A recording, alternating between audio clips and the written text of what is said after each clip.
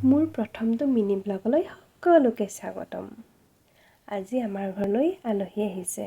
আলহী মানে ভণ্টি আৰু ভণ্টি জোৱাই। সেইবাবে দেউতাই বজাৰৰ পৰা মাছ আনিলে।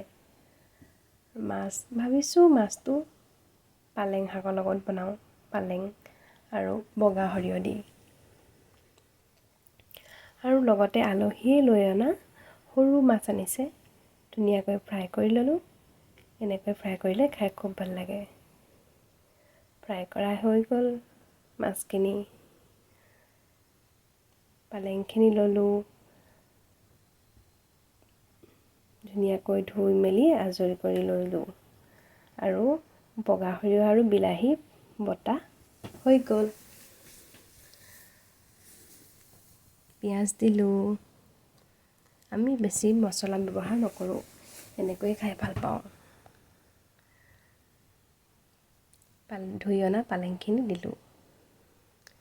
এনেকৈ লৰাই থাকিম।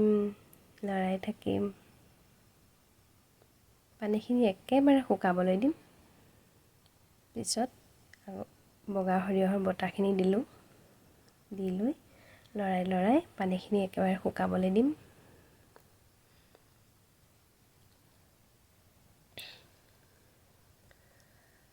আৰু লগতে এফালে বনাই থৈছোঁ গাহৰি মাংস। এয়া পানীখিনি প্ৰায় শুকাইছেই, পানী দি দিছোঁ।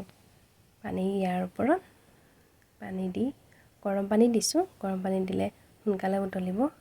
ইয়াত এতিয়া মাছ দিম। উতলিছেই, মাছখিনি গোটেইখিনি দি দিম। প্ৰায় হৈছেই বনাই, ভাত হ'লেই। মাছ ৰেডি, আমি খাওঁ। Bye bye.